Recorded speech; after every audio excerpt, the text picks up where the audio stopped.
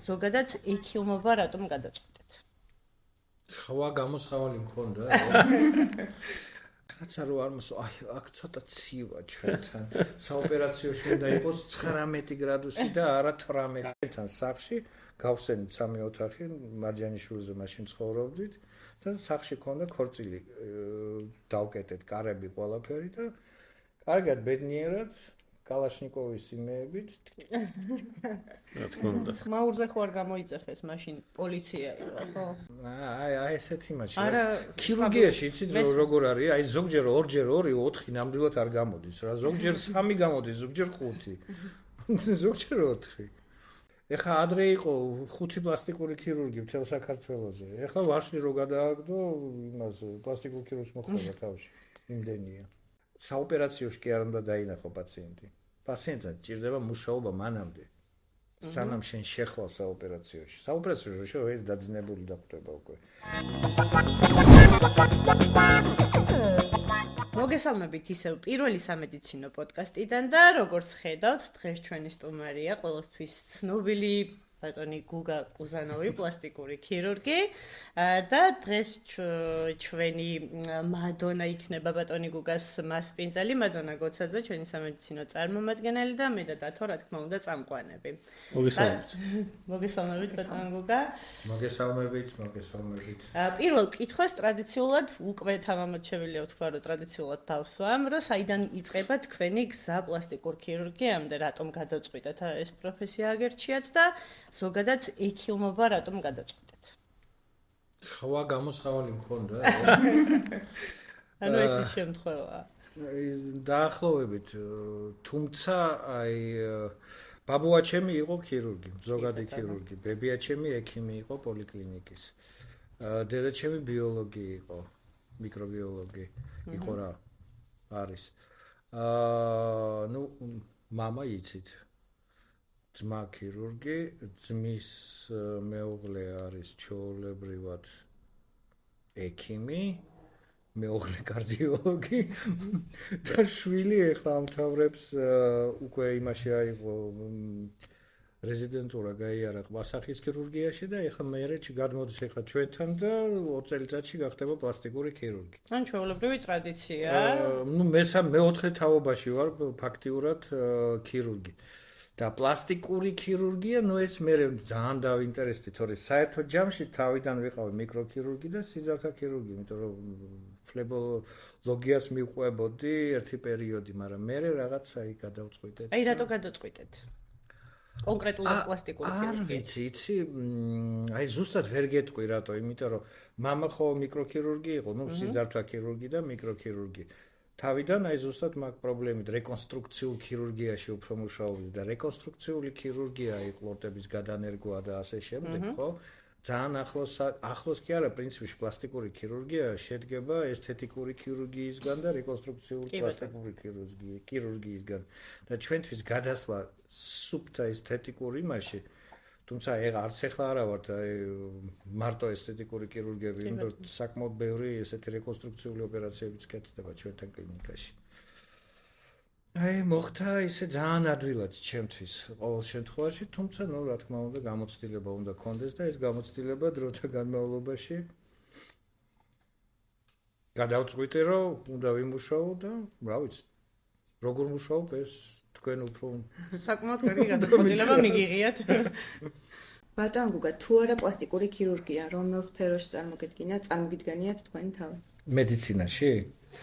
თუ საერთოდ ქირურგიაში, ანუ თუ ან პლასტიკურ ქირურგიაში, ან საერთოდ ქირურგიაში თუ არ იქნებოდით, სხვა რომელ სფეროში?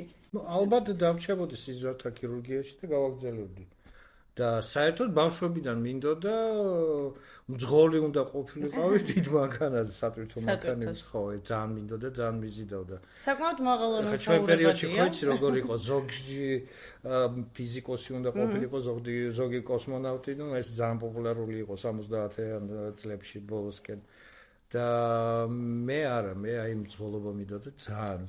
აი როგორც ახლა ამბობენ ეს როგორ რა ქვია დალნაბოშიკები თუ რაღაცები აი დიდი ფურები რო დადის.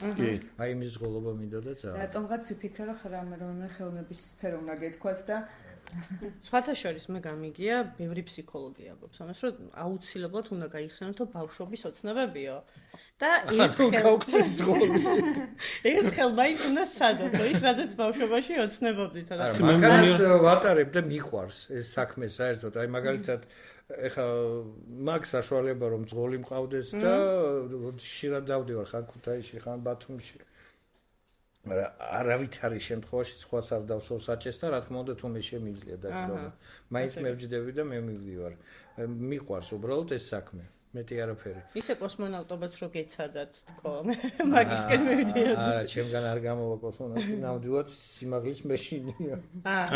ისე მართლა ძალიან დიდი სიამოვნება ისე მეც ყოველთვის აი ისე ერთ-ერთი ჩემი ნებისმიერი ტიპის მანქანა რაც არ უნდა იყოს სულ რო რაღაც ძალიან ძველი იყოს, აი ძალიან დიდი სიამოვნება. მანქანა უნდა გიყვარდეს. ეხლა მე მაგალითად ყავს 3 მანქანა, პირადად მე. ოღონდ აბსოლუტურად სხვადასხვანაირი. ერთი მთებისთვის. ხო. სპორტული ალბათ. ჯიპი ესეთი აწყობილი უკვე გაკეთებული. დალიფტულს რო ეცახი. მეორე ეს არის, ნუ, ჩვეულებრივი ჯიპი, ესე ვთქვათ.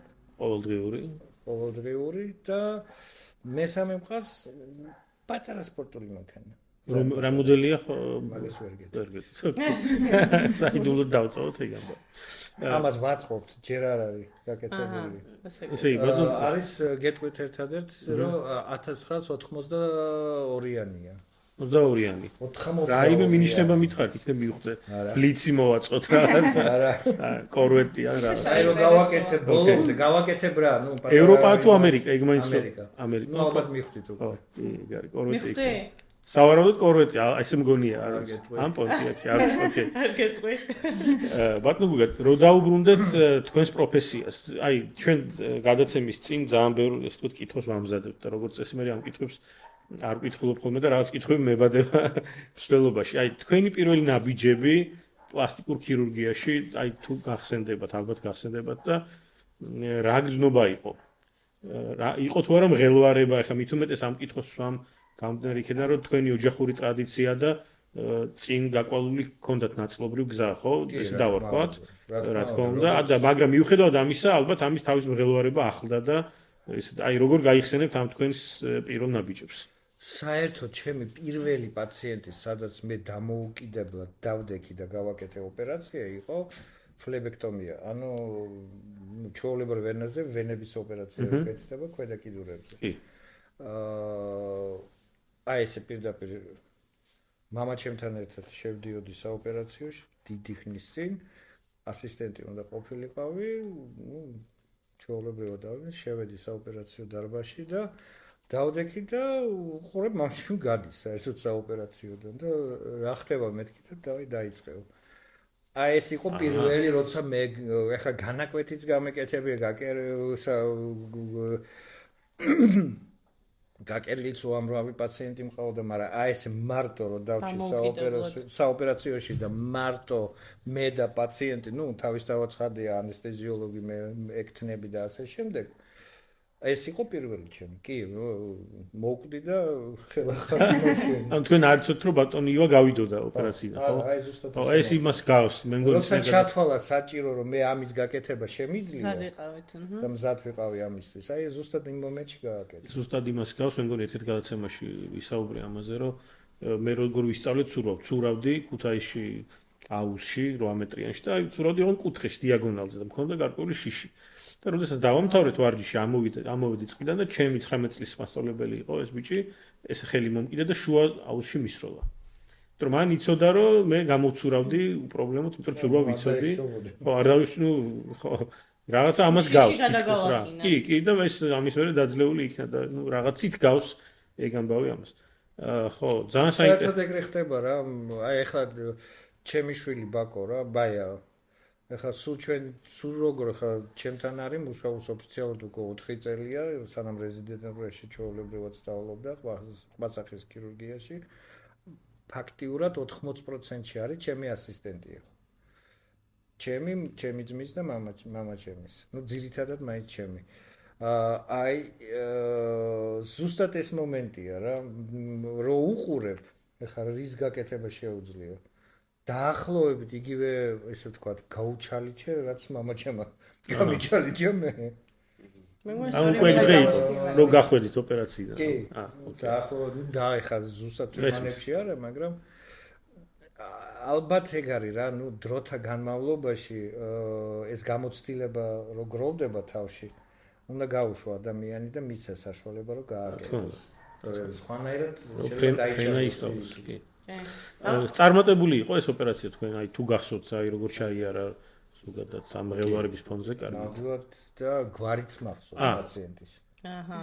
წერილობდით, რომ რაღაცები აღარ გვახსოვს COVID-ის მერე და კი და აი იმ პაციენტის გვარი მახსოვს და ისტორიის ნომერიც მახსოვს.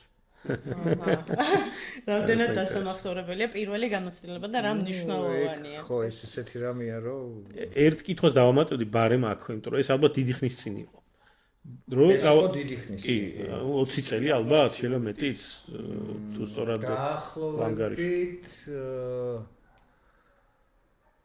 2000 წელი არ იყო. უფრო მეტი, 25 წელზე მეტი. 99. აი, როგორი არის კონტრასტი მაშინდელ, თუ გნებავთ ზოგადად საქართველოსაც თქვა, მაშინდელ საქართველოსა და დღევანდელს შორის, თუნდაც მედიცინის დარგში, თუნდაც პლასტიკური ქირურგიის მიმართულებით, ესე ვთქვათ, ანუ ძალიან კონტრასტულია ალბათ, ხო, დღევანდელობა და მაშინდელი პერიოდი. კი, რა თქმა უნდა. ანუ მაშინ ბუნებრივია. ის პერიოდი მთლიანად საქართველოში ცოტა ისეთი იყო. მოგეხსენებათ 90-იანი მსუბუქად 90-იანი წლები, როცა გაზი არ იყო. მე მახსოვს ის პერიოდი, მაშინ მამაჩემი მუშაობდა, აი 31 ქარხნის სამონტყოფო რო იყო. ეხლაც არის. კი. პირდაპირ ქარხანა. ხო, აი ბოლოში.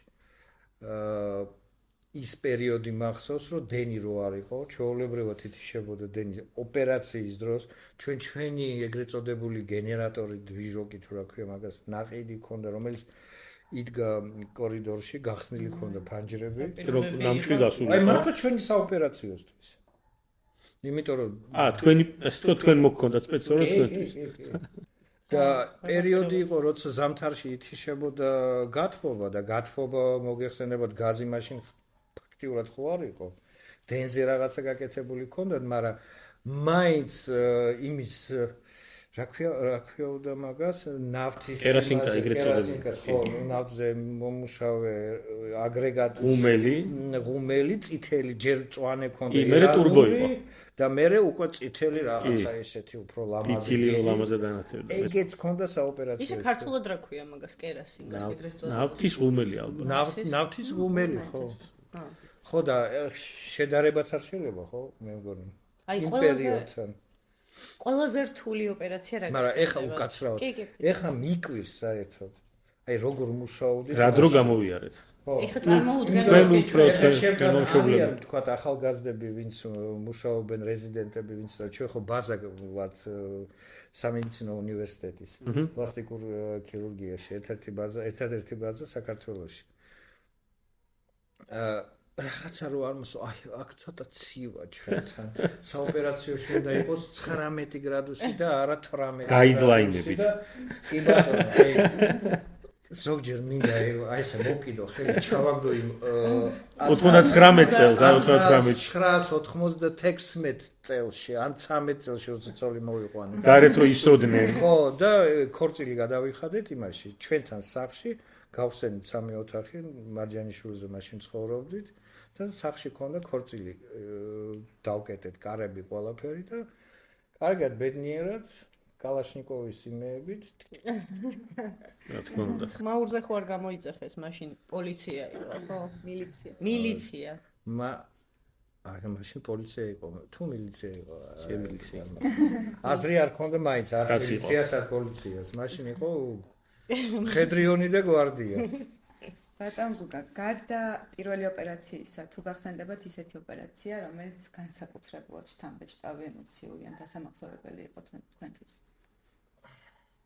იცი რა, ესეთი ოპერაციები სიმართლე რო გითხრა არ მახსოვს, რომ აი მაინც და მაინც ეს ოპერაცია რაღაცა სასწაული იყო ჩემთვის, იმიტომ რომ მე დიდი ხნის განმავლობაში ამას ყველაფერს უყურებდი. მქონდა ამის საშუალება, რა თქმა უნდა და ძირითადად მამაჩემთან როცა ვიყავი ან ასისტენტად, ან ისე უბრალოდ ვიდექი საოპერაციო მაგიდასთან და უყურებდი მე ნელ-ნელა თანდათანობით რო დავიწყე მუშაობა მართლა კი რა თქმა უნდა იყო ის მომენტები როცა ცხვირი გავაკეთე და ძალიან მომეწონა ეს ცხვირი და ჭკუაზე არ ვიყავი მაგრამ რო გითხრა აი ზუსტად როგორც პირველი ოპერაცია დამიმახსოვრდა რომ გვარი სახელი და ისტორიის ნომერიც მახსოვს ესეთი მოგატყუებრო მაშინ მივაბამ იმ კითხვას რაც წაგან უნდა დამესვა მადონას კითხვას მივაბამ აი ყველაზე რთული ოპერაცია რა გახსენდებათ რომ აი თუნდაც თავიდანვე იცოდით რომ რთული იყო ან უბრალოდ შემდეგ ჭრილობის გახსნის შემდეგ გინახავთ რომ ძალიან უცნაური და რთული მდგომარეობა საკმაოდ ბევრია მაგას აი კონკრეტულად ვერ გეტყვი რომელი იყო მაგრამ ესეთი ოპერაციები ხდება ელემენტარულად ძუძუს უყურებ ჩაოლებრივი აუგმენტაცია უნდა იყოს ხო ნუ ჩადგავ ეხლა პატარა განაკვეთს გავაკეთებ შეხვალ შიგნით კუნს აწევ შეიქმნება ჯიბე და ჩასვარ შიგნით იმპლანტს ხო როცა ბევრი გაკეთებულია არაფერი აი 40 წუთი უნდა რა ამ ოპერაციას თავიდან ბოლომდე მაგრამ რეალურად იყო შემთხვევები როცა ესეთ ოპერაციას ვამთავრებდი 3 საათში და რა იყო ძირითადი მიზეზები არ მიდიოდა ისე როგორც მე მინდოდა ხან პროფილი არ გამოდიოდა ისეთი როგორც მე მინდოდა ისე კი კუნთი ძალიან აწეული მქონდა არ ვიცი ეს გამოცდილება უკვე საკმაოდ კარგი გაქვს ხო ბევრი გაქვს აქ მეორე ანატომია ამ ადამიანს ცოტა სხვანაირი ქონდა აი თავიდან ყველაფერს აბსოლუტურად ვერ განსაზღვრავ იქ სადაც გონია რომ იქნება ძალიან იოლი და ძალიან ადვილი ზოგჯერ არ არის ეგრე და პირიქითაც ყოფილა აი რთული მართლა მეორადი ცხვირი რო იყოს ხო რო ავიღოთ აი რო უყურებდე და ამას გადანერგვაჭირდა ავტოტრანსპლანტაცია ხრტილოვანი ქსოვილის აი ჰუი მთელი ამბავი და 1 საათში რო დაამთავრე 1 საათში არა მაგრამ 2 საათში რო დაამთავრებ იმ ოპერაციას რომელიც უნდა იყოს მინიმუმ 4 საათი ხო მე ზოგჯერ ფიქრობ ნუ ბევრად ადვილი აღმოჩნდა ვიდრე მე ფიქრობდი საერთოდ ამაზე აი ესეთი მაშინ ქირურგიაში იცით როგორ არის აი ზოგჯერ 2-ჯერ 2 4 ნამდვილად არ გამოდის რა ზოგჯერ 3 გამოდის ზოგჯერ 5 ზოგჯერ 4 თქვენთვის პროფესიული წარმატება უფრო მნიშვნელოვანია თუ აი პაციენტის ტრანსფორმაციის ასე ემოციურად კარგად განწყობილი პაციენტის ნახვა აი კარგად რო დასრულდა პაციენტი რო კმაყოფილია შედეგით აი პროფესიული წარმატება უფრო მნიშვნელოვანია თუ კმაყოფილი იქ შეიძლება ერთმანეთს ემთხვევა ალბათ ერთიც და მეორეც ერთმანეთთან კავშირში არის კმაყოფილი პაციენტს თუ არსებობს კმაყოფილი პაციენტი ისე იგი მე ჩემს საქმეს ვაკეთებ კარგად სხვანაირად ვერ იქნება და მასაც გეტყვი ყველა კმაყოფილი არასდროს არ იქნება იმიტომ რომ ყველანი ჩვენ ადამიანები ვართ და პლასტიკური არა უფრო ესთეტიკური ქირურგია ცოტა უცნაური რამ არის რატო ნახე გავაკეთეთ სიტყვაზე ცხვირი 10 კაცი უყურებს და ამბობს დედა რა ლამაზი ცხვირი გამოვიდა და პაციენტი იძახის მე არ მომწონს აი არის მართალი პაციენტი თუ 10 კაცი ჩემი აზრით გემოვნების ამბავია აი გემოვნების ამბავი აქო ვერ იტყვი ხა მანაწლავის ოპერაცია როცა კეთდება გასაგებია უნდა მოიჭრა და გლავთავარი პერიტონიტი არ დაიმართოს გასტა ნუ მოკლედ ხო გართულება არ მოხდეს პაციენტი გამოიწერება მეორე მესამე დღეს კლინიკიდან და წავა სახლში და შენ ღებულობ ჯამთელ პაციენტს არაფერი არ ჭირს მაგრამ არ მოსწონს ძუძუს ფორმა, ცხვირის ფორმა, მუცლის ფორმა, რა ვიცი, ბარძაყების, ხელების და ასე შემდეგ. მოდის შენთან, იკეთებს ოპერაციას, შენ კმაყოფილი ხარ? თვითონ არა. თვითონ არა. ვინ არის მართალი? ალბათ ისიც მართალი და მე. მე ვფიქრობ, რომ მან ესე კითხვა ალბათ არ არის. არ ვსვამ სწორად, ალბათ უფრო არის სად არის გამოსავალი. მე მგონია, რომ მაინც პაციენტის აზრი არის გადამწყვეტი. ჩემი მოსაზრებით. რას გულისხმობ? აი, ნახეთ. არა, ხო, აი, ნახეთ რას გულისხმობ. ყოველთვის არა. ცხადია, რომ არა. იმიტომ რომ ზოგჯერ ნახეთ მე მომწონს ჩემი გაკეთებული მას არ მოსწონს. და ხდება როგორც მე არ მომწონს. რაც გავაზრებული ვარ, იგივე იმას მოსწონს და ბედნიერია. და ის ბედნიერია, მე არა ვარ ბედნიერი, იმიტომ რომ უყურებ აი რაღაცა ანალიზი ხომ მიდის twin-ში, აჰა. რომ მეორედ აი ზუსტად ეგეთი რომ გამეკეთებია, სხვანაირად გავაკეთებდი და ჩემთვის მივიღებდი, აი მაყოფილი ვიქნებოდი ამ ოპერაციით, მაგრამ ფაქტი არ არის რომ ის პაციენტი იქნებოდა იმით მაყოფილი. ესმის. მე უბრალოდ ზუსტად აი ეგ კითხვა უნდა დამესვა, რომ თქვენი საბოლოო შედეგი როგორ ფიქრობთ, რა უნდა იყოს ლამაზი ფორმა თუ პაციენტის ბედნიერება? მე უფრო მეტს ვიტყოდი. ანუ დღეს ახლა თანამედროვე ბიზნესში მოსულა ესე და დიდი ბრენდები ამბობენ, იცით ცნობილი სპიჩი ერთ-ერთი წამყვანის, რომ რა რით განსხვავდებიან დიდი ბრენდები. განსხვავდებიან იმით, რომ მაგალითად რომელიღაც ბრენდი ამბობს, რომ ჩემს კომპიუტერს აქვს მაგარი პროცესორი, ძალიან სწრაფი რაღაც და მეორე ბრენდი ამბობს, რომ მე ცხოვრებას გაგილამაზებ. კომპიუტერია ისიც და დღეს ახლა ბიზნესში, მარკეტინგში ეს არის ესე ვთქვათ ტრენდული, რომ ემოციაზე თამაში ესე ვთქვათ რა. ანუ თავარი რომ მოხმარებელმა რაღაც ემოცია იგრძნოს, ხო? აქ შემთხვევაში თქვენთვის რომელია უფრო მთავარი? ალბათ არა ფორმა და უფრო ალბათ პაციენტის ბედნიერება. თუ გიფიქრიათ ამ საკითხს. იცი რა, აი ვერ გიპასუხებ ზუსტად, იმიტომ რომ პაციენტი კმაყოფილია, ხო? წესი და კანონით მეც უნდა ვიყო კმაყოფილი. მაგრამ მე თუ ეს შედეგი არ მომწონს და ვიცი რომ ეს ცოტა სხვა მომენტი პაციენტი კმაყოფილია მარტო ის პაციენტი. მაგრამ ის პაციენტი რო დადის ქალაქში და ქალებთან, გავიგე. მეგობრებთან და ასე შემდეგ, ფაქტი ხო არის რომ ყველას მოეწონება. რა თქმა უნდა. ზოგი ზურგის უკან მაიცეთ რა უგამ რა გავუკეთე შეხედე. იმას კი მოსწონს, მაგრამ რეალობაში ხო არა შეკითხვასაც. კი, სხვა შორის ბევრი ხშირი ეგეთ შემთხვევა. გულისხმობ რას? რომ თვითონ პაციენტი მაყოფილია, ვიღაცა იტყვის რომ უიმეს რა არის, ხო? ნებისმიერი ჩემი პაციენტი ეს არის ჩემი რეკლამა. რა თქმა უნდა, კი. აბსოლუტურად. ყველაზე კარგი რეკლამა დედამიწაზე რაც შეიძლება იყოს. 100,000 ბანერი რომ მქონდეს ქალაქში და სატელევიზიო რეკლამა. ტელევიზორში. მე თუ შედეგი არ დავდე, ცხადი. ამას ყველაფერს აზრი არ აქვს. ამიტომ ამბობ რომ ყველაზე კარგი შედეგი ეს არის შენი პაციენტი. ძალიან პროფესიონალურად უდგებით ამ საკითხს, რომ სხვანაირად აზრი არ აქვს უბრალოდ. ეხლა ადრე იყო 5 პლასტიკური ქირურგი მთელ საქართველოზე. ეხლა ვარშნი რო გადააგდო, იმას პლასტიკურ ქირურგს მოხდება თავში. იმდენია. ხო, მაგრამ ნუ არსებობს. არა, კონკურენცია მოიტანა პირიქით. ეს უკეთესია, იმიტომ რომ ერთი რო ხარ და მარტო რო ხარ, უკვე რაც არ უნდა გააკეთო. უარი თუ გითქვამთ ოპერაციაზე. აი, ძირითადი მიზეზები რა არის ხოლმე მაგის? აი, უარის თქმის. ერთი ის რომ მე ვხედავ რომ გასაკეთებელი არ აქვს და პაციენტს აქვს ამოჩემებული რომ მე ეგ მინდა და ვერ ხვდება რა შეიძლება მოყვეს იმ ოპერაციას, რა ოპერაციაც უნდა გაკეთდეს და ამას მე უხსნი, პირველ რიგში უნდა აი საოპერაციოში კი არ უნდა დაინახო პაციენტი. პაციენტს ჭირდება მუშაობა მანამდე. სანამ შენ შეხვალ საოპერაციოში. საოპერაციოში შევ ეს დაძინებული დახვდება უკვე. მანამდე მჭირდება მუშაობა და მე თუ ვხედავ რომ ამას არ ჭირდება, აქ უკვე ჩემ ნამუსზე არის. მე შემიძლია გავუკეთო, ახლა ხელი მოწერილი აქვს, წაკითხული აქვს ყველაფერი, რომ ესე და ესე, მაგრამ აქ მეორე საკითხია, ეს სუფთა ადამიანობა. როცა მე ვხედავ რომ არ არის გასაკეთებელი და ის პაციენტი ჯერ ვერ ხვდება რომ ნამდვილად ეგრე არის. მე ან თაბაშირი მოიხსნება, ან ბანდაჟი მოიხსნება, რომ ჩაიხედება სარკეში და დაინახავს რომ ეს ის არ არის, რაც მაგას სადღაც ელოდებოდა, ხო? ეს არის უკვე კატასტროფა. იმიტომ ესეთი პაციენტი იქ ძალიან ცუდ რაღაცებზე შეიძლება საბოლოოდ ცუდად დამთავრდეს ეს საქმე. ეს ერთი. არის შემთხვევები, როცა მე რაღაცის გაკეთება მინდა, პირიქით ვეუბნები, რომ აი ეს აჯობებს იმას, რაც თქვენ გინდათ, მაგრამ პაციენტი მაინც არ მეთანხმება. და ამ შემთხვევაში როგორ იქცევით? უხსნი. რომ ჯობია გაკეთდეს ეს. დაარწმუნოთ ხოლმე, რომ არ გაიკეთოს ოპერაცია. ხო, არის ხოლმე ეგეთი შემთხვევებიც. საკმაოდ ბევრი არის. ალბათ პარადოქსულია, მაგრამ 20 პაციენტიდან 2-3-ს მაინც ვეუბნები უარს.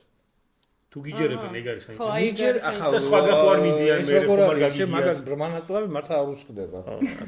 მოდის ჯამთელი, ისა ჯამთელა წავა შემგან და პირდაპირ ვეუბნები. პირველ რიგში უნდა მოხდეს აი ეს კონტაქტი ექიმის და პაციენტს შორის. პაციენტმა უნდა განდოს თავისი ყველაფერი, ხო, პრინციპში. იმიტომ რომ კი სასწრაფო საოპერაციო არ არის, მაგრამ თუ მართლა დაინახა რომ ის შედეგი ვერ მიიღო და ეს მაგისტრის მიუღებელია ეს იმაზე უარესია პერიტონიზე უარესია სწორი მოლოდინი რა ხო იმიტომ რომ მე ფსიქოემოციური მიდის სადღაც ხო რა თქმა უნდა გარეგნობას ეხება საქმე მით უმეტეს ძალიან ცუდად შეიძლება მართლა დამთავრდეს ეს ყველაფერი კომუნიკაცია და ის უნდა მოხდეს უნდა გენდოს და თუ მენდობი მე თქვენ გენდობით მაინც გამიკეთეთ ნუ ეგ არასწორია თქვენ რომ მე მენდობით მე გეუბნი თუ მენდობი წადი არ იქნება კარგი აი დარწმუნდი თავიდან ბოლომდე შენ თუ ეს შენ გინდა ნამდვილად და მოდი ერთ თვეში მე ხო არ გავიქცევი ერთ წელიწადში მოდი და სხვათა შორის ბერმა დამიჯერა და მე ალბათ ვთქვამთ რომ და რამოდენიმეს აი ეს ჩაოლებრივად მე ქალაქში შევხვდით და მადლობას მეუბნე უნდა კიდევ კაი გადამაფიქრებიეთ და არ გამაკეთებიეთ ოპერაცია არ გამიკეთეთ ოპერაცია ბატონო გუგა ერთი ცნობილი ადამიანისთვის რო გაგეკეთებინათ პლასტიკური ოპერაცია ვის აირჩევდით ვის ავირჩევდი აი ვის დაამუშავებდით კარგად ასე რომ ვთქვა გამოძერწავთ არასდროს არ მიფიქრია მაგაზე აი უცებ ვინმე თუ მოგევიდათ თავში სული კითხვა ალბათ ან რატომ უნდა გეფიქრათ ალბათ არ ვიცი ხა ბევრი ცნობილისთვის გამიკეთებია ოპერაცია ალბათ ისტორიულ სულისხმობს შეიძლება ისტორიულიც იყოს კი არა აქვს მნიშვნელობა შეიძლება წინა საუკუნიდან იყოს შეიძლება ჩვენ წელთაღრიცხვამდე იყოს ვიცი აი არასდროს არ მიფიქრია მაგაზე აი შემდეგ პოდკასტზე მაშინ მაგ კითხვაზეც აი თქვა რომ ავიღოთ ადამიანი ვისაც მართლა გასაკეთებელი აქვს ბევრი რაღაცა და რო იყოს გაგვიკეთებია კიდევაც ეგეთი რაღაცები აი კონკურსის სახით გაიმარჯვა და რაღაცის გაკეთება რაღაცის კი ბევრი რაღაცის გაკეთება რო გჭირდება ადამიანს აი ეგეთ რამეს კი ავიღებდი რომ ზღვის გაუკეთებდი ის სახეს დაუჭიმავდი კერდი და ასე შემდეგ მაგრამ აი ცნობილი ან რაღაც ისეთ ვარიანტი ესე არ ყავთ არავინ გამორჩევ ისე ჩემი ცხური ნაოპერაციებია თუ არა ბატონო ჩემი ცხური ნაოპერაციებია თქვენი აზრით აი ესე ატაცია აჰა ნუ გავს ნაოპერაციებს გავს ნაოპერაცია ანუ კარგად არის გაკეთებული ნაოპერაციებია კი ანუ ნუ პირდაპირ გითხარით რომ გავს ნაოპერაციებს არ თქვი რომ აშკარად ნაოპერაციელი ხვირი არის მაგრამ თქვენ თუ მოგწონთ ყველაფერი არის კარგი მე მაინტერესებდა თქვენი ხედვა თქვენ მოგწონთ თუ არა თავი შენ მოგწონდეთ სხვა ხედვა მაქვს საერთოდ ეს კონსულტაციაზე რომ მიხვალ მაგას მე რეგეტრეს ღია კონსულტაციები ესე იგი არა შეიძლება ხა რიტორიკულ კითხვას რომ მაგრამ მაინც დავსვამ ადამიანი ვიზეც აკეთებს სწორებას ცხოვრებაში და აკეთებდით და დღესაც აკეთებს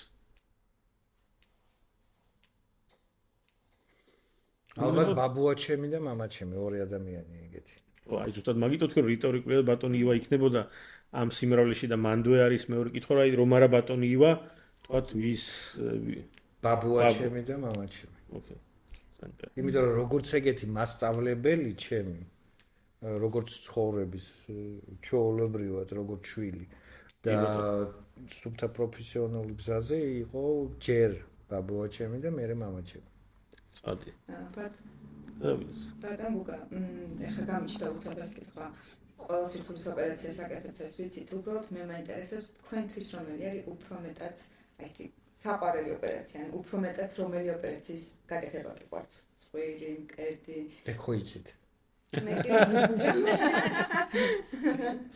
ძუძუ ეს აისახება ჩვენს თანამშრომლობაზეც იცი როგორ შმაკული კითხვა იყო კერდი ხო თავისთავად ხადია ალბათ მერე მუცელი მესამე ადგილზე იქნება შეიძლება მესამეზეც აი მეორე მესამეზე რა ცხვირი და მერე დანარჩენი ყველაფერი აი მუცელზე დამაინტერესა ახლა რომ გითხოთ ძალიან ესეთი მასშტაბური პრობლემაა საქართველოში ალბათ რა ძალიან გვიყვარს კარგად კვება და გითხრათ არა მარტო საქართველოში ხო არა მარტო საქართველოზე ბევრად უარესი მდგომარეობა არის დასავლეთში აი, რა უნდა გაითვალისწინოს პაციენტმა სანამ მოვა მუცლის კორექციაზე? მუცლის კორექციაზე ადამიანი ხო არ მოდის მარტო იმით, რომ აი გასუქთა და გაუჩნდა მუცელი. რა უნდა ქნას ადამიანმა და რა უნდა გაითვალისწინოს, როცა არის ფეხბზიმეთ? გაიზარდა მუცელი, იმშობიარა და ეს მუცელი დარჩა. ვერაფერს ვერ გაითვალისწინებს. ხო, ხო არ არის რამე, რომ ან შემდეგ ოპერაციის შემდეგ ყველა ვარიანტი უნდა მოუფრთხილდეს, რომ არ მოიმატოს წონაში. ოპერაციის შემდეგ ამბობთ. ოპერაციის შემდეგ კი, რა თქმა უნდა. არაფერი სასწაული.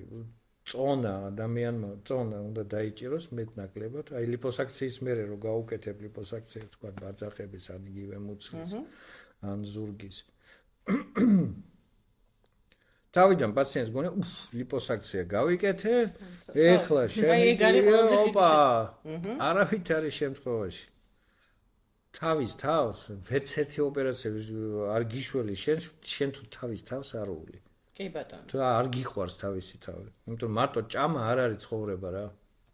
ეთანხმებით აბსოლუტურად. და ძალიან ბევრი ესე ფიქრობს, რომ ჭამა არის ცხოვრება. მიყვარს, ძალიან მიყვარს ჭამა, მაგრამ ჭამაც кейფიც და დროსტარება, მაგრამ ყოველთვის ზოგჯერ უნდა ჩაკეთდეს. თქვენი საყვარელი სასმელი რა არის? ალბათ ვისკი. ან გამოვიცანით. როგორი მზარეული ხარ, როგორი კულინარი ხარ? მაგარი კულინარი ვიყავი ის პანდემია რო იყო. 3 თვე სახში ვიჭეგი რა უნდა გამეკეთებია უკვე კედლებზე გამოდიოდი. დისტანციურად ოპერაცია არ კეთდებოდა. დისტანციურად ხო, მაგაზე ვერ გადადიხარ არაფერი. და დავიწყე რა, ხა წინ წაიკითხავ ერთხელ, ორჯერ, სამჯერ, ნუ ხა ტელევიზორს უყურებ, იმას ნახავ ინტერნეტი ღმერთის წყალობით. მრავალფეროვნებისთვის შემოვიდა კულინარია. კი, აი რაღაცა მინდოდა და დავიწყე ეს კულინარია. საერთოდ სულ მიყვარდა. აი რაღაცის გაკეთება რა, აი ჩვეულებრივ ერბო კვერცხს რო აკეთებ, იმაშიც რაღაცებს იმაშიც ესთეტიკას დებს? ექსპერიმენტებს ვატარებდი რა. მაგრამ ისე რომ გითხრა აი სახში მე გევარ და რაღაცას ვაკეთებ, ესე არა. მეუღლე ჩემი სხვათა შორის ძალიან კაი მზარეულია საერთოდ ნინო. კუჭმეჭი ვიცით? ბოლო აკეთებს მარტო ახალ წელს. გემრიელი კუჭმეჭი იცით? და არჩება არასდროს. არა მარტო კუჭმეჭი, საერთოდ კარგი ხელი აქვს რა. თქვენ რა გამოგდით ყველაზე კარგად? პიცა. ცომსაც თქვენ ამზადებთ? კი, აბა ეხლა მაღაზიაში ნაყიდი ცომი და კარგი პიცა არ გამოვა, იმიტომ იმას სპეციური რაღაცები ჭირდება. თქვენი რეცეპტი გაქვთ თუ რომ? არა. არანაირი. იტალიური. და ყველაზე მეტად რომელიც YouTube-ის. ყველაზე მეტად რომელიც საჭმელი გიყვართ? მე პირადად? მე მიყვარს ძალიან ბევრი საჭმელი, სხვათა შორის. საერთოდ ის არა ვარ, რომ აი მარტო ქართული, ან მარტო მექსიკური, ან მარტო ფრანგული, იტალიური და ასე შემდეგ. მე შემიძლია ვჭამო ყველაფერი. და იქიდან ვთქვათ აზიურიც, ხო? მაგრამ რო ვთქვა, რომ აზიურ საჭმელზე ვგიჟდები და მარტო ამას ვჭამ, არა. ძირითადად ალბათ მაინც ჩვენი საჭმელი. ჩვენი სამზარეულო. კი, გასინჯვით პრობლემა არ მაქვს, გინდა გველი იყოს, გინდა ის რა ვიცი, რაც დაფრინავს და ხოხავს ყველაფერს გავსინჯებ, მაგრამ მაინც ჩვენი უფრო მიყვარს, იმიტომ რომ საზღვარგარეთ რომ მივდივარ და საკმაოდ ხშირად დავდივარ. პირველი 1-2 დღე ხო, კაია რაღაც, იმას გასინჯებ კარგი. მერე უკვე ვატყობ, რომ აი ქართული გინდათ რამე.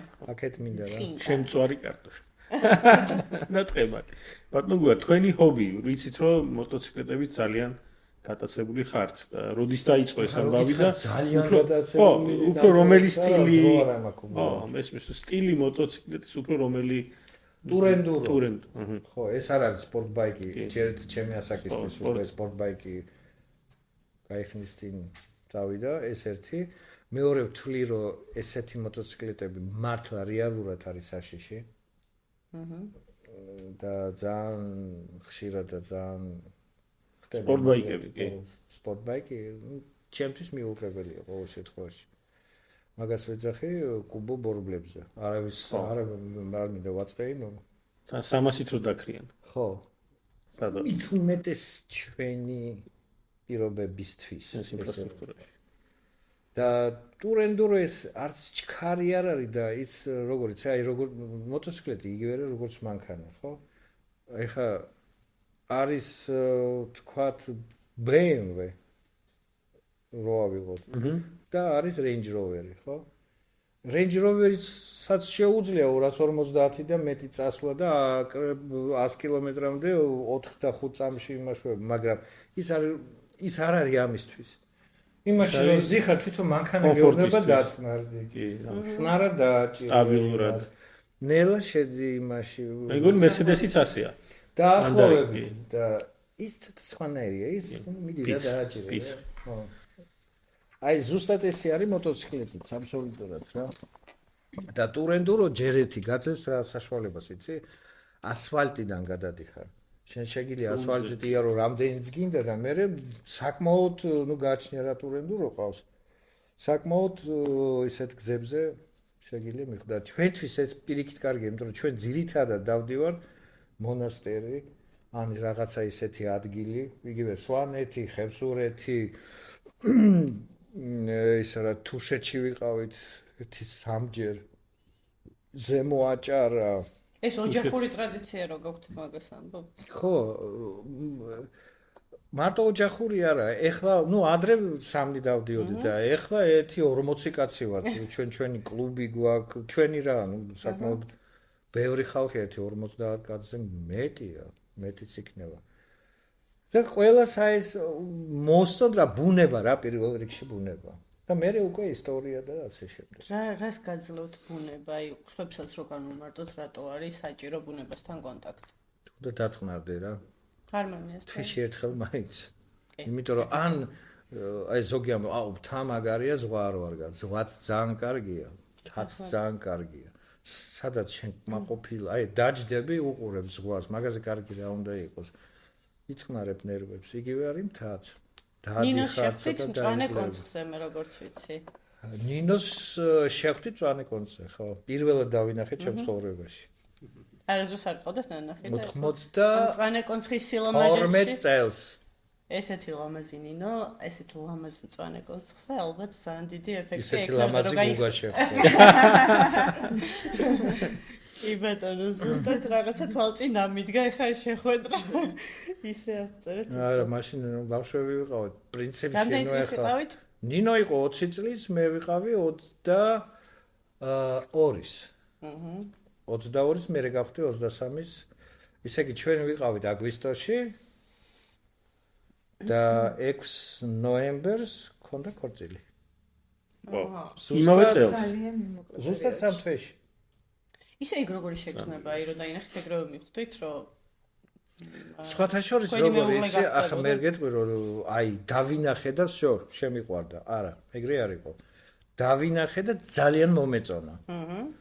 მე ურთიერთობა ეს არის გარეგნობა, ხო? ამით შევაფასეთ ერთმანეთი და ნუ ალბათ ისიც მიხვდა, თუმცა ამბობს რომ მე საერთოდ შემოხედე, მაგრამ ნუ ეს ამბავია. მაგრამ კი ძალიან მომეწონა, გარეგნულად მომეწონა და მე უკვე პირიქით სხვა მომენტი რა, როცა იწყებ ლაპარაკს, როცა ხვდები ვინ არის, რა არის, ერთხელ შეხვდით, ორჯერ შეხვდით, სამჯერ შეხვდით. მართალია 92 წელს ბევრი ვერსად ვერ წახვიდოდი. მაგრამ ნუ ყოველ შემთხვევაში ურთიერთობა ჰქონდა და იქამდე მივიდა რომ 6 ნოემბერს უკვე ქორწილი მქონდა. და 31 წელი ვართ ერთად. 31 წელი. 90 ეგ რისიასაკია და თო შენ გეცოდინება. არა? 30 წელი არის მარგალიტის ქორწილი, 30 წლის თავი. 31 არ ვიცი. იმიტომ რომ 30 წლის თავი ჩვენ ვალთარიებია, მჯერა რაღაც. მე ალბათ ვერცხლი, არ ვიცი, ვერცხლი მე ოქრო არის თუ არ ვცდები 50 ოქრო. მე მიდის უკვე ბრილიანტის და ბოლოში კიდე რაღაცა. სასწაული. ოკეი. თათა ბლიცი? თუ? გავუშვათ ბლიცი. გავუშვათ. ე ბატონო და ბოლოს. რას მიპირებ? არაფერს, ძალიან მარტივი კითხვებია. კარიერული წარმატება თუ ოჯახური მდგომარეობა? ეხლა ძალიან ისეთი კითხვებია თქო, მაგრამ ოჯახური თუ არ გეწყინებათ, მე გეტყვით რომ ეს არის სისულელე. კი ბატონო, არ არა, მეწყინება. რა თქმა უნდა, არ ვეწყო. არც ერთი, არც მეორე. ორივე ერთად. ერთმანეთის ორივე გარეშე. ერთად. ერთმანეთის გარეშე არც ერთი. რა ასე თქმა გეტყვი. უნდა. თუ კარიერა უშლის შენ ოჯახში მდგომარეობას, ის კარიერაც არასდროს არ იქნება წარმატებული. ანუ მაინც. ტოქსიკურია ეხლა ეს თუ ნორმალური ადამიანი კი, ხარ და კი, იცოდი. რაღაც ის გაგაჩნია რა. პრინციპში ეგრეა, ხო, თუ და ოჯახი უშლის კარიერას. ოჯახში როცა კარგი მდგომარეობა არის და აი როცა ვიცი რომ ბრუნდები სახში და იქ ყველაფერი კარგად არის და ყველაფერი ისე არის როგორც მე მინდა. საქმესაც სხვანაირად აკეთებ რა. მაი ძალა გაქვს რა, რომ ის მოტივირებული ხარ, რომ ბევრი რაღაცა გააკეთო იმ კარიერის იმაზე, სადაც ხარ. გეთანხმებით აბსოლუტურად. ოპერაციამდე ჩაი თუ ყავა? არც ჩაი, არც ყავა. ყავა საერთოდ არ მიყვარს, თვეში ერთი აი რო არ გამახსენო, არც სახელი არ მეც მახსენდება. ეგრე ვარ სხვათა შორის. ჩაი უფრო მიყვარს, მაგრამ რო ვთქვა, რომ ჩაისტი ვარ, აი სპეციალური აი რას ვარ, ჩაები და თვისი რაღაცა. რუტინა გაქვთ? წყალი ალბათ. მე დედამიწაზე, ნუ ალკოჰოლს რო თავი დავანებოთ, კოკა-კოლა მიყვარს სიგიჟე.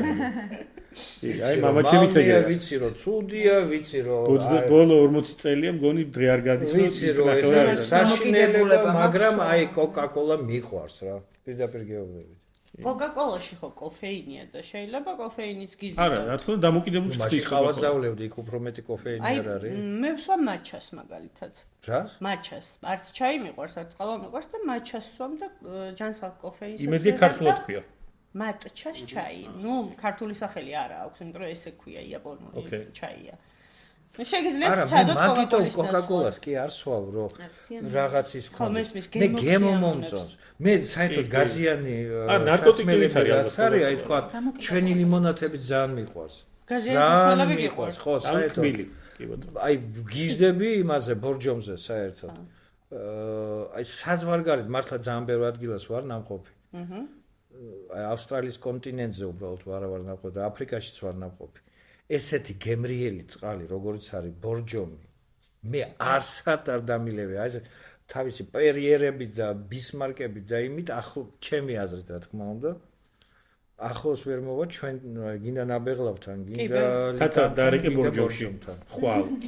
ხვალ. ეგ აი გულახდილად გეუბნები. კოკა-კოლაში და ბორჯომში. კი, და რამე მოითხოვე დამატებით. და ცოტა ის დოპინგი რომ ჭირდება, ხო? აი თქვა, ან ტუები და დავიძინე და დილით ადრე უნდა ავდგე ოპერაცია და ასე შემდეგ და აი მართლა რეალურად როცა მეძინება მაშინ სვავ ვიცი რომ ძალიან ცუდია მაგრამ არა უშავს ერთხელ ორჯერ შეიძლება Red Bull-ი და ენერგეტიკი რა ენერგეტიკული სასმელი ყავა რომ დავლიო პირიქით დავეძინება ხო ჩემზე არ მოხდებს ყავა მაგალითად ანუ ნუ აი რამოდენიმეჯერ მიზნით თქვა დავლიე ჩეულებრივად ჩაი რო დავლიო თუ ყავა დავლიო ნუ ეხა ნაღდი ბრაზილიური და მექსიკური არ ვამბობ მე ჩეულებრივი ჩვენი ყავა მე მგონი რომ მაინც ცოტა ის აი Red Bull-ის და XL-ის და რაც არის რა მოკლედ მითია რომ ყავის და პირიქით აი მართლა ვატყობ რომ ცოტა ჯანზევა რაშიც არ ვარ გამოცდილი ვერ გეტყვით თქვენი აზრით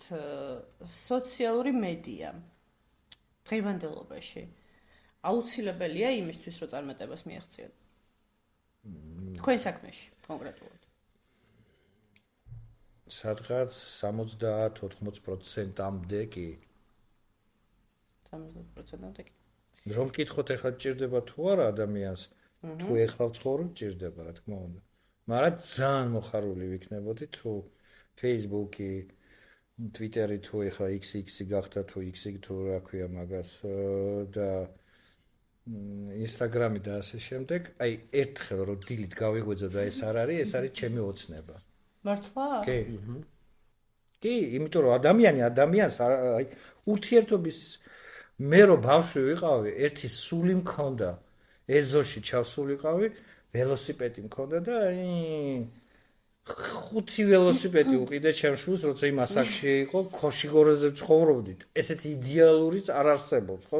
გზაც არის, ცუდი გზაც არის, მთის ველოსიპედი, ტრასის ველოსიპედი, იმის ველოსიპედი. აი ეხლაც ეს ველოსიპედები იმაში მაგ ავტოფარეხში.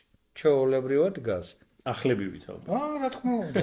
რა თქმა უნდა. ეხლა არის შვილებს ვენებით ჩადი ჩვენ ეზოში. მახსოვს ჩვენ ბავშვობაშია. ადრე იყო ამოდი. სახში 11 საათია და ამოდი, ეხლა ვერ ამოდი, გააგდებ იმაში.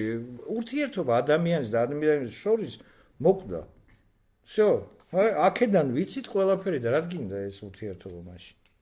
კი, ნამდვილად სხვანაირი გახდა. და იგივე თქვენი იმით Facebook-ი და Instagram-ი შეიძლება ისე გააპიარო ადამიანი და რეალობაში ეს ადამიანი ვერ იქნება და არ არის ის სპეციალისტი, რა სპეციალისტიც უნდა იყოს. ხო, თუმცა ამის გაკეთებაც ხო შეიძლება? თუმცა მეტი წარმოჩენის საშუალებაც არის თავის პრინციპში. და რა? სანამ ეს გაჩნდებოდა ყველაფერი, მანამდე არ კეთდებოდა. აბსოლუტურად გეთანხმებით. კი, ნამდვილად კეთდებოდა. ეხლა ბატონო გუგამ თქვა რომ აი ეს პაციენტი რომელიც მე გადის მეგობრებში ყველაზე დიდი რეკლამა იყო თვითონ პაციენტი. ეხლაც ძალიან კარგი რეკლამა. ეხლაც მუშაობს, რა თუმცა თქმა სოციალურ უნდა. ქსელში ის პაციენტი სოციალურ ქსელში კომენტარების სახით. ესე მიდის უკვე. და რამდენი ისეთი კომენტარი ხდება, როცა გაბულინგებენ და აზზე არ ახარ ვინ არის რა არის. თუმცა ეგეც ღია გახდა და რაღაც მხრივ ალბათ ეგეც საინტერესოა შენ თავზე. მე არ ვარ ამის მომხრე, თუმცა ვიძახი რომ კი რა თქმა უნდა ეს ჩემი სუბიექტური ჩემი აზრია. იმიტომ რომ ალბათ ესეთ დროს, სადაც ჩვენ ვართ ეხლა და ცხოვრობთ, ეს აუცილებელია. ეს არის განვითარება საერთო ჯამში და ასე შემდეგ. შეიძლება 100 წელიწადში ადამიანს 6 თითი კონდეს, ნუ ეგ ხო არავინ არ იცის რა იქნება და როგორ ვითარდება ყველაფერი და ეს თუ გაჩნდა, ისე იგი საჭირო იყო. გეთანხმებით. თქვენი აზრით ცხოვრება დაწერილი სცენარებით უფრო კარგია თუ ყოველდღურად ახალ-ახალი სიურპრიზებით? სიურპრიზები. სიურპრიზები. სწრაფი გადაწყვეტილებები თუ გაწერილი სტრატეგიები? თქვენ როგორ მოქმედებთ? ალბათ უფრო სწრაფი. წარმატება ნიჭი უფრო თუ შრომა? ერთიც და მეორეც. კი ბატონო. ტექნოლოგიები მეგობარია თუ მტერი? პრინციპში კი გვიპასუხეთ ნახევრად. არა, აქ ვენდო მაგრამ მოდი პლასტიკურ ქირურგიაში. ხო, და სამედიცინო ტექნოლოგიებს იგულისხმება. სამედიცინო ტექნოლოგიებს უფრო გულისხმობთ ამ შემთხვევაში. ეხლა ბოდიში, მაგრამ იმპლანტი რო არ იყოს, რა ჩავსვა ვიზამთ. ანუ მეგობარი. რა თქმა უნდა. მეგობარი. გინდა თუ არა მეგობარი იქნება შენი. დიდი მადლობა, სულ ეს იყო ჩვენი კითხვა. შო? კი. დიდი მადლობა. ძალიან საინტერესო იყო. ჩემთვისაც დიდი მადლობა ბატონო გუგა. დიდი მადლობა სტუმრობისთვის. გაიხარეთ.